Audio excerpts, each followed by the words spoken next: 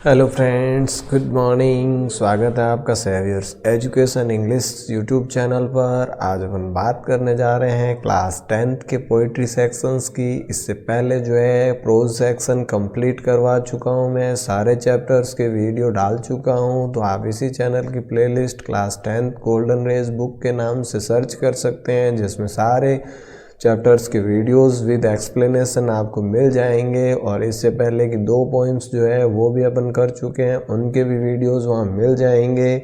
अगर आपने चैनल को सब्सक्राइब नहीं किया है तो प्लीज़ सब्सक्राइब कर दीजिएगा, बेल आइकन को प्रेस कर दीजिएगा ताकि लेटेस्ट वीडियो नोटिफिकेशन आपके पास मिलते रहें। आज अपन बात करने जा रहे हैं अपनी थर्ड पोएम जो है, जिसका कि टाइटल है द लोटस। लोटस का मतलब होता है कमल का फूल।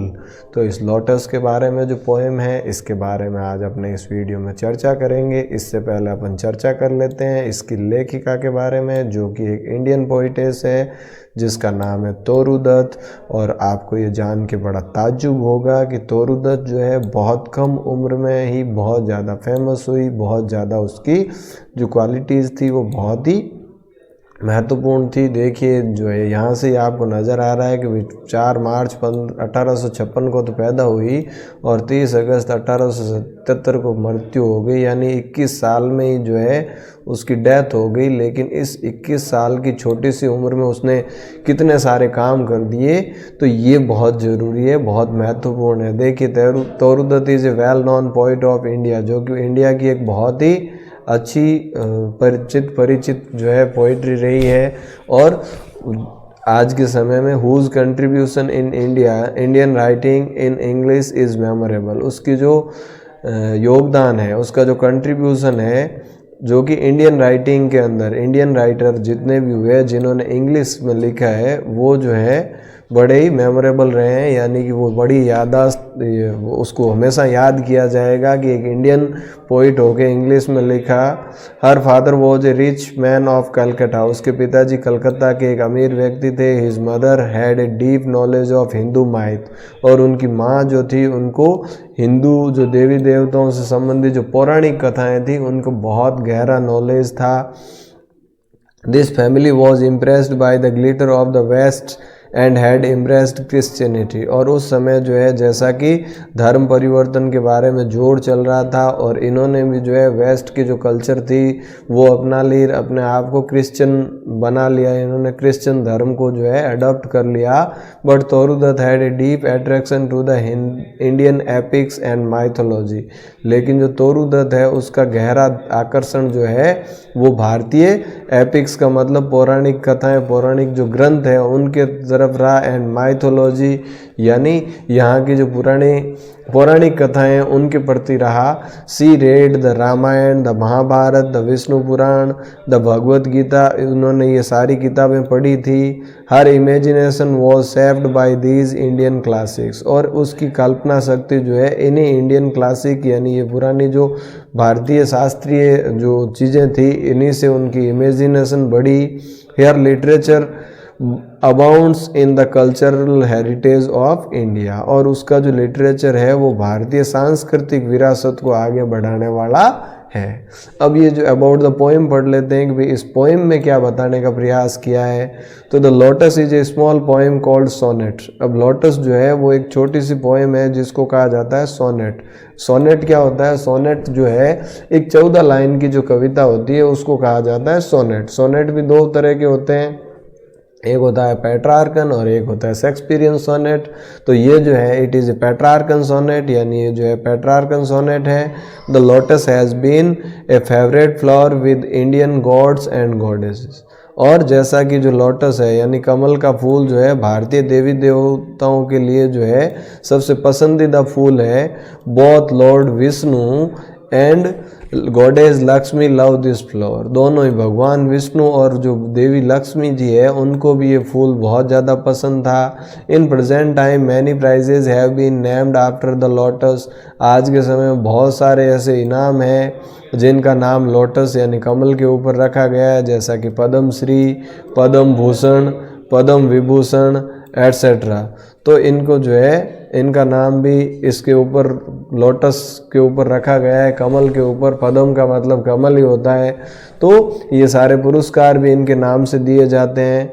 For तोरुदत्त the lotus is the most perfect flower regarding the combination of colours and appearance. अब तोरुदत्त के लिए जो है ये लोटस का जो फ्लावर है सबसे ज़्यादा परफेक्ट होता है, जिसका कॉम्बिनेशन कलर और अपीयरेंस यानी दिखने में और रंग का जो है उसमें बहुत ज़्यादा कॉम्बिनेशन होता है। The poet describe dispute among the flowers in the manners of A beauty contest. और यहाँ कवि जो है, कवियत्री जो है, डिस्क्राइब यानी वर्णन करती है डिस्प्यूट एक विवाद अमंग द फ्लावर्स जो कि फूलों के बीच में होता है, in the manner of beauty contest, beauty contest के रूप में। भाई जब ब्यूटी कॉन्टेस्ट होता है तो जितने भी प्रतिभागी होते हैं वो अपने आप को सर्वश्रेष्ठ साबित करने का प्रयास करते हैं। तो उसी प्रकार से यहाँ भी जो है फूलों का ब्यूटी कॉन्टेस्ट हो रहा है और इस फूलों के ब्यूटी कॉन्टेस्ट में किस प्रकार से जो है लोटस बाजी मारता है इस बारे में वर्णन किया गया है। The rose and the lily are rivals. अब रोज यानी कि जो गुलाब है एंड लिली, लिली यानी कुमुदनी का जो फूल है, राइवल्स एक दूसरे को प्रतिस्पर्धा में है, and getting the status of best flower. और वो ये चाहते हैं कि उनमें से जो है उनको बेस्ट फ्लावर का स्टेटस मिले। बट फ्लोरा, लेकिन जो फ्लोरा है, अब फ्लोरा कौन है? The goddess of the flowers, जो कि फूलों की देवी है। चूजेज द लोटस, वो जो है लोटस का चुनाव करती है, कमल का चुनाव करती है as a flower of supreme beauty, जो कि बहुत ही ज़्यादा सुप्रीम ब्यूटी का ताज उसको पहनाया जाता है। Because this flower retains the whiteness of the lily and redness of रोज, क्योंकि इस फूल में क्या है, लिली की वाइटनेस है। लिली कुमुदनी का पौधा जो है वाइट होता है, फूल जो वाइट कलर का होता है, तो इसमें कुमुदनी के फूल की सफ़ेदी भी है, एंड रेडनेस ऑफ रोज, और कमल का जो फूल होता है जो रेड होता है, लाल होता है, उसकी लाली भी इसमें है। So neither the lily nor the rose can equal the beauty of the lotus. इसीलिए न तो लिली और न ही रोज जो है वो इसकी बराबरी कर सकते हैं इसकी खूबसूरती में। सिम्बोलिकली, सिम्बोलिकली का मतलब एक संकेत के रूप में, the victory of the lotus is the victory of Indian culture over the western world. भाई यहाँ जो है एक संकेत के रूप में ये बताने का प्रयास किया है कि जो वेस्टर्न कल्चर है, जो पश्चिमी सभ्यता है, पश्चिमी संस्कृति है, उसके ऊपर भारतीय संस्कृति हमेशा हावी रही है और भारतीय संस्कृति हमेशा उनसे श्रेष्ठ है। Since the lily and rose are the western flower, क्योंकि लिली और रोज दोनों ही क्या है, वेस्टर्न फ्लावर्स हैं। तो इसके मुकाबले कमल जो है वो भारतीय फूल है और इसमें दोनों की विशेषताएं, मतलब यहाँ जो है भारतीय संस्कृति जो है उसकी सुपरमेसी को बताने का प्रयास किया है कि वेस्टर्न सभ्यता से भारतीय सभ्यता किस तरीके से अच्छी है, वो बताने का प्रयास इसमें हुआ है। तो अब देखो चलते हैं अपन पोइम के ऊपर कि भाई इस पोइम में क्या कहा गया है। तो देखिए सबसे पहले love came to Flora. Love का मतलब क्या है? प्रेम, प्यार। तो प्यार का जो देवता है, प्यार का जो देवता है, लव कैम टू फ्लोरा, वो फ्लोरा के पास आया। फ्लोरा कौन है? जैसा कि अपन ने अभी पढ़ा, कौन है? गॉडेस ऑफ फ्लावर, फूलों की देवी है। तो लव जो है वो आया फूलों की देवी के पास, आस्किंग यानी मांगते हुए, ए फ्लावर, एक फूल। लव ने जो है फूलों की देवी से एक फूल मांगा, फ्लोरा से एक फूल मांगा। That would of flowers be undisputed queen, जो कि क्या होना चाहिए? दैट वुड बी, जो कि दैट वुड जो होगा, ऑफ फ्लावर्स फूलों का, बी अनडिस्प्यूटेड क्वीन। अनडिस्प्यूटेड का मतलब बिना किसी विवाद के, निर्विवाद। क्वीन का मतलब रानी, जो कि ऐसा फूल जो कि फूलों का निर्विवाद रूप से रानी होगा, यानी कि वो जो है उस पर किसी प्रकार का कोई डिस्प्यूट नहीं होगा। The lily and the rose long had been rivals of that high honor। अब इस ऑनर के लिए, इस हाई ऑनर के लिए, यानी कि इस उच्च सम्मान के लिए लिली एंड रोज, लिली और रोज जो है वो दोनों ही क्या है, लंबे समय से एक दूसरे के राइवल्स रहे हैं, यानी एक दूसरे से प्रतिस्पर्धा में रहे हैं, दोनों एक दूसरे की प्रतिस्पर्धा में हैं। बार्ड्स ऑफ पावर हैड संग देयर क्लेम्स, और बार्ड्स ऑफ पावर यानी कि कवि जो है उन्होंने भी इनकी सुंदरता के बारे में बखान किया है।